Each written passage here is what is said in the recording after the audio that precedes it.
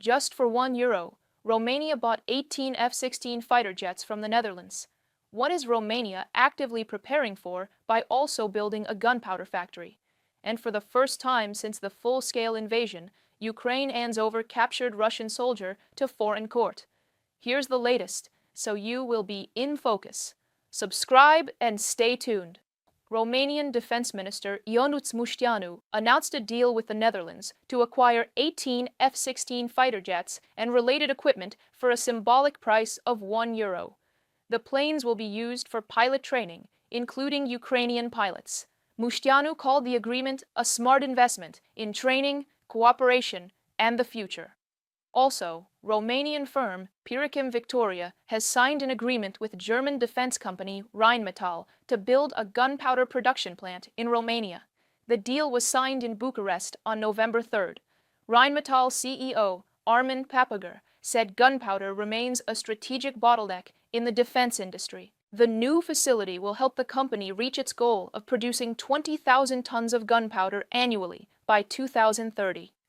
These developments are part of a broader European effort to reinforce defense readiness and resilience in the face of a possible confrontation with Russia.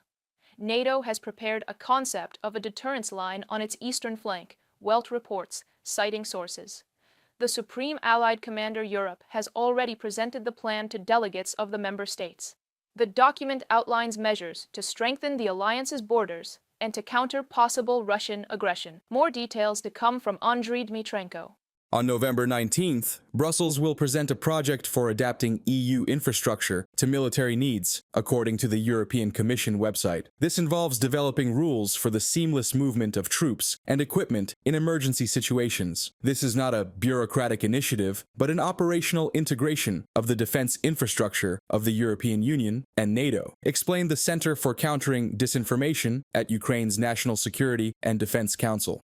The plan includes coordinating the use of trucks, railway platforms, ferries, and all transport routes capable of carrying tanks and artillery. To achieve this, border procedures will be simplified and mechanisms synchronized with NATO so that Allied troops can move without delays. Poland, Germany, Romania, the Netherlands, and the Baltic countries will become key transit hubs. Europe is preparing not declarations, but routes. Andrei Kovalenko, head of the National Security and Defense Council's Center for Countering Disinformation, on Telegram.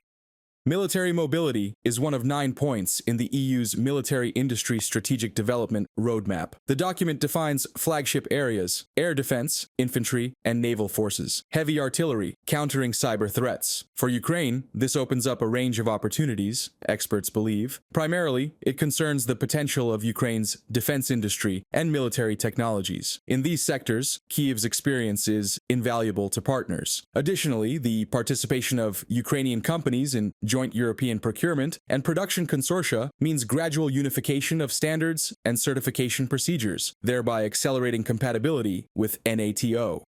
We came to a unanimous understanding that yes, we have problems with our defense capabilities. We need to strengthen them. You know, it's better to do this as much as possible in coordination with each other, and the European Union institutions do not replace NATO in terms of authority or decision-making. Andrius Kubilius, European Commissioner for Defense and Space. This roadmap is having clear objectives, clear deadlines, and clear monitoring as well. Of course, it is up to the member states finally, because the member states are in driving seat, but it clearly helps them to achieve these goals, to also do things together. The program of large-scale rearmament and strengthening Europe's defense capability became a response to Moscow's aggressive policy. NATO has prepared a plan to deter Russia on the alliance's eastern borders, writes Welt, citing sources. It is called the concept of the deterrence line on the eastern flank. The document spans 4,400 pages. According to media reports, Supreme Allied Commander Europe, Christopher Donahue, presented the concept to delegates from 32 member states. The main emphasis in defense will be on drones and autonomous weapons. It also plans to deploy more heavy weaponry along the eastern border and improve communication between the armed forces of alliance countries.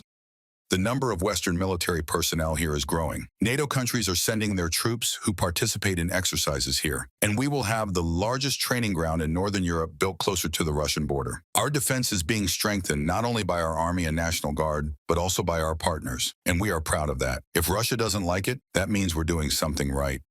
The reorganization of some Russian military districts is causing serious concern in Brussels. This will lead to an increase in the presence of Russian troops on the borders with the alliance, explained the head of Estonia's Foreign Intelligence Service. Reported by Andriy Dimitrenko, UATV News. For the first time since Russia's full-scale invasion of Ukraine, Kyiv has handed over a Russian serviceman to a foreign country for criminal prosecution for war crimes. The Prosecutor General of Ukraine reported. Ruslan Kravchenko called this an important precedent for the entire system of international justice. On October 30th, the Vilnius District Court placed the suspect in custody for 3 months. More details will be provided by Victoria Chistyukina. A senior sailor of the Russian Army's military police, a soldier of the 177th Separate Guards Regiment of Marines of the Caspian Flotilla, was captured by Ukrainian military personnel in Zaporizhia region near the village of Rabatino. According to Ukrainian investigators, the Russian soldier, along with his comrades, created a filtration camp in Melitopol, occupied by Russia, on the territory of a military airfield. Based on our data, he was involved in the unlawful detention, torture, and inhumane treatment of civilians and prisoners of war, beatings, electric shock torture, suffocation, keeping people in metal safes, and other horrors that are hard to even imagine. He applied all this together with other soldiers of his unit. One of his victims was a Lithuanian citizen, Ruslan Kravchenko, Prosecutor General of Ukraine, on Telegram. Ukraine transferred the Russian serviceman to Lithuania. He has been charged under articles of the Criminal Code for war crimes, torture, unlawful deprivation of liberty, and violation of the Geneva Conventions. Now, he faces a life sentence, announced Ukraine's Prosecutor General. This is not just a legal action. It is a clear signal to every war criminal. You will not escape accountability in any country of the free world. Justice will be served. Ruslan Kravchenko, Prosecutor General of Ukraine, on Telegram.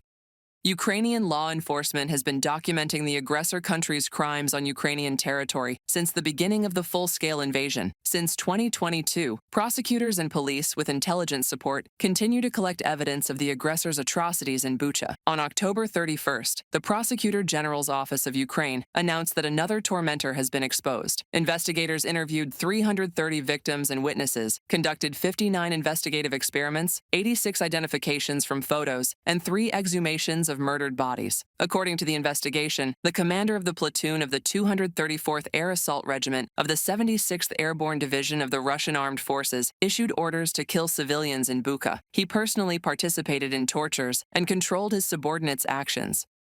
Conducting so-called filtration, they carried out searches, tortures, and murders of pro-Ukrainian civilians who, in their opinion, could assist Ukraine's defense forces. During March 2022, his subordinates killed at least 17 civilians. To cover up the crimes, the bodies of some of the murdered were burned, from a statement on the Prosecutor General's Office of Ukraine website. All crimes of the aggressor country, its political and military leadership must be investigated, and the criminals punished. Ukraine's partners are convinced. In October, the European Union announced the allocation of the first 10 million euros to create a special tribunal for the crime of aggression by Russia. No one should escape punishment for the crimes committed, stated EU High Representative for Foreign Affairs and Security Policy, Kaja Kallas.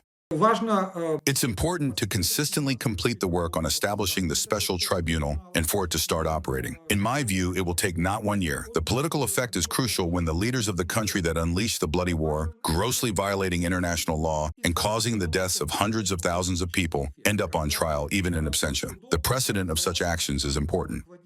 The European Union will also allocate 6 million euros to help Ukrainian children illegally deported by Russia from Ukraine's temporarily occupied territories, as well as victims of the aggressor's sexual crimes. As a reminder, for the forcible deportation of children from Ukrainian territory, the International Criminal Court issued an arrest warrant for Putin and Russia's Presidential Commissioner for Children's Rights, Maria Lvova-Belova, reported by Victoria Chistyukina, UATV News.